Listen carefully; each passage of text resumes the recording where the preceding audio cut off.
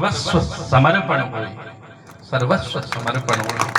तो ये समर्पण की प्रतिमूर्ति है, पराकाष्ठा ऐसा है, पराकाष्ठा।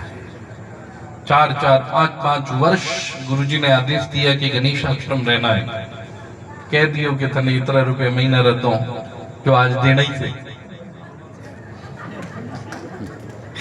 आज देना ही थे। तो इतनी गृहस्थी की करा ले रही है, भगवान जाने। गुरु महाराज कह दिया दो बेटा, दाल देना ही थे। कहने का मतलब फिर भी उसके समर्पण में कोई कमी नहीं। ये नहीं कि धूना बुझ जाए, आरती ना हो। आज भी गणेश आश्रम का धूना अखंड चल रहा है। 1000 काम छोड़ करके भी जाके धूने में अग्नि को प्रकट करना, ये इसका परम कर्तव्य है। ये है गुरुर वाक्यम सदा सत्यम, सत्यम एकम परम पदम। ऐसे मातृभक्त, पितृभक्त, गुरु भक्त सभी को शिष्य मिले। मैं पुनः माता जी को भावभीनी श्रद्धांजलि अर्पित करता हूँ। पूज्य संतों के चरणों में प्रणाम निवेदित करता हूँ। आप सभी सुखी रहे, स्वस्थ रहे, समृद्ध रहे। ये रामपुरा हाँ, मारवाड़ी भाषा में क्यों नहीं, मैं मोरे पीर आया हूँ, मैं मारा पीरिया है। मतलब कनाना में भी जब ये आए तो गर्व से आए। किसी ने पूछा कौन है, बोले बाप जी रे गांव रहो। किसी ने अगर परिचय पूछा ना कनाना में, कटु आया बाप जी रे गांव रहो, बाप जी रो गांव कटे के रामपुरो। मतलब मुझे भी नहीं फूटी थी उस बाल्यकाल में मैं यहाँ आया। हाँ, रामपुरा में मूछे भी यहाँ फूटी हैं, और तो और वस्त्र पहनने इन्होंने सिखाए। कई आश्चर्य खुलेंगे आज। वस्त्र पहनने इन्होंने सिखाए। हम तो भस्मी लगाते थे जब यहाँ मारवाड़ में आए थे, तो भस्मी लगाते थे। एक अंगोछा ऐसे नीचे रखते थे और एक अंगोछा ऊपर रखते थे और भस्मी चढ़ाता था। यहाँ मंडी में आकर के रहने लगे तो भस्मी डेली की लगाना और कपरमी खाना और रामायण का कथा सुनाना। मंडी में हीरापुरी जी बाप जी की जीवित समाधि, तो इन सबको राम कथा सुनाना ये नियम था। मात्र 3 दिन की यात्रा थी। पूज्य कुरुक्षेत्रपुरी जी महाराज हरिद्वार से लेकर के हम आए थे। मैंने उनसे पहले ही शर्त रखी थी कि आप लेके तो जा रहे हो, लेकिन तीसरे दिन मुझे ट्रेन में वापस बैठाना पड़ेगा हरिद्वार के लिए। वे हाल 3 दिन भेड़ा है। 26 साल हो गया, 26 वर्ष हो गए। पूज्य कुरुक्षेत्रपुरी जी महाराज भी देवलोक हो गए। और फिर मैं यहाँ बाल्यकाल में यहाँ आया, श्रावण मास का अनुष्ठान किया। यहाँ की जो बुजुर्ग माताएं हैं, बुजुर्ग लोग हैं, उनसे आज भी परशुराम गिरी पूछोगे तो कितने लोग जानते ही नहीं है। आज भी नैनकिया बाप जी इसके, आज भी रामपुरा में जब हमारा परिचय पूछोगे तो नैनकिया बाप जी, मोटूड़ा केशवदास जी, नैनकिया परशुराम जी। कहने का मतलब मातृत्व भाव। जननी जन्मभूमिश्च स्वर्गादपि गरीयसी। जन्म तो हमने हरिद्वार के पास धनोरा मंडी में लिया, लेकिन इस गांव में जब भी आते हैं, इस गांव के लोग जब मिलते हैं तो ऐसा लगता है जैसे जन्मभूमि से कोई आया है। ये भाव रामपुरा का रहा है। यहाँ की बुजुर्ग माताएं, चाहे गमनी बाई हो, चाहे जमुना बाई हो, कितनी माताएं ऐसी हैं जिन्होंने पुत्रवत हमें प्रेम दिया है। पुत्रवत प्रेम इस गांव ने दिया है, हमें ही नहीं सब संतों को दिया है। ये गांव को साधारण गांव नहीं है जी। इस गांव में सन 84 में यज्ञ हुआ। पूज्यपाद धर्म धुरंधर करपात्री जी महाराज यहाँ पधारे हुए। हाँ, शिवखेड़ा में बहुत विशाल यज्ञ हुआ था करपात्री जी महाराज के हाथ से। आप विचार कर सकते हैं वो कितने बड़े महापुरुष थे। उनके अनेक शिष्य आज शंकराचार्य हैं। उन्होंने यहाँ आकर के यज्ञ किया। फिर 1 वर्ष तक शिवखेड़ा में फिर अनुष्ठान हुआ। उसके बाद गणेश आश्रम की स्थापना हुई। 3 वर्ष तक लगातार निरंतर गणपति अथर्व शीर्ष का अखंड स्तवन इस रामपुरा की भूमि पे हुआ है। शाश्वत भूमि है, ऐसी शाश्वत भूमि। छोटा सा गांव है, लेकिन यहाँ के लोग देवतुल्य हैं। बहुत ही शुद्ध शाश्वत भाव के लोग हैं, बहुत ही निर्मल मन के लोग हैं, हृदय के बहुत ही प्रीति परस्पर प्रीति इनके हृदय में आप सभी खूब ऐसे ही आनंदित रहें।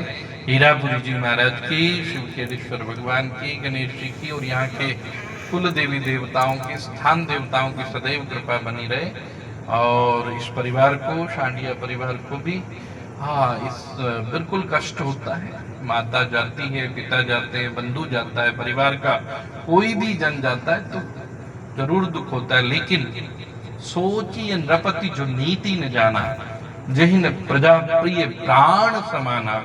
सोचिए विप्र जो वेद विहीना, तज निज धर्म क्षय लवलीना। सोचिए नारी जो इच्छाचारी, कुटिल कलह पति स्वेच्छाधारी। सोच नीय नाही कौशल राव, भुवन चारिदश प्रगट प्रभाव। जिस समय भगवान राम और लक्ष्मण कहाँ थे? वनवास में। भरत और शत्रुघ्न कहाँ थे? ननिहाल में। और जैसे ही पता चला कि दशरथ जी का देहावसान हो गया, भरत जी महाराज को जैसे ही पता चलता है तो भरत जी रोने लग जाते हैं, रो रहे होते हैं, बिलख बिलख के रो रहे होते हैं। वहां वशिष्ठ और विश्वामित्र विराजे होते हैं, वो समझा रहे होते हैं कि नहीं भरत धैर्य रखो, रोना नहीं है, ये समय रोने का नहीं है, अब आगे की प्रक्रिया करो, आगे के संस्कार करो। बोले महाराज कैसी बात कर रहे हैं, हमारे पिता चले गए और आप कह रहे रो मत, ये कैसे संभव है? तब बताया कि रोया किसके लिए जाता है? सोचिए विप्र जो वेद विहीना, तज निज धर्म विषय लवलीना। ऐसे ब्राह्मण का मरने के बाद रुदन किया जाता है, जिसने ब्रह्म कुल में जन्म तो लिया लेकिन विषय भोगों में आसक्त रहा, कभी वेदों को, पुराणों को, शास्त्रों को नहीं पढ़ा, कभी त्रिकाल संध्या नहीं की। वहां भगवान से प्रार्थना की जाती कि हे भगवान, इसने ब्रह्म कुल में जन्म तो लिया लेकिन कर्म ब्रह्म जैसे कुल जैसे नहीं थे, फिर भी हम उससे प्रार्थना करते हैं कि इसकी सदगति करना। रो करके उसकी सदगति की प्रार्थना की जाती है। रोया किसके लिए जाता है? राजा। कौन सा राजा? सोचिए नृपति जो नीति न जाना। जो राजा नीति को न जानता हो, न मानता हो, जही न प्रजा प्रिय प्राण समाना। जो अपनी प्रजा को अपने प्राणों के समान न मानता हो, ऐसे राजा का रुदन करना चाहिए मृत्युपरांत। हे प्रभु, ये राजकुल में जन्मा लेकिन फिर भी अपने निज धर्म का पालन नहीं कर पाया, में हम प्रार्थना करते हैं, रोकर के प्रार्थना करते हैं, इसको सदगति करना। सोचिए नारी जो इच्छाचारी, कुटिल कलह पति स्वेच्छाधारी। ऐसी नारी का मृत्योपरांत रुदन किया जाता है जो पतिव्रता ना हो, स्वेच्छाचारिणी हो, उसका रुदन किया जाता है। हे प्रभु, इसने पतिव्रत धर्म का पालन नहीं किया। और हे भरत, तुम किसके लिए रो रहे हो? किसके लिए? महाराज दशरथ के लिए। सोचनीय नाही कौशल राव। महाराज दशरथ रोने योग्य नहीं है। भुवन चारिदश प्रगट प्रभाव। जिनका 14 भवन में, तीनों लोकों में, अखंड ब्रह्मांड में जिनका सुयस्य है, उनके लिए रोने की आवश्यकता नहीं। मेरा कहने का तात्पर्य, आया कहां से शहर करने, हे मुसाफिर तू यहाँ था शहर करके लौट जाना, युक्त तुझको फिर वहां तू शहर करना भूल कर, निज घर बनाकर डट गया, कर याद अपने देश को, परदेश में क्यों रुक गया। ये परदेश है, हमारा कुछ भी नहीं है।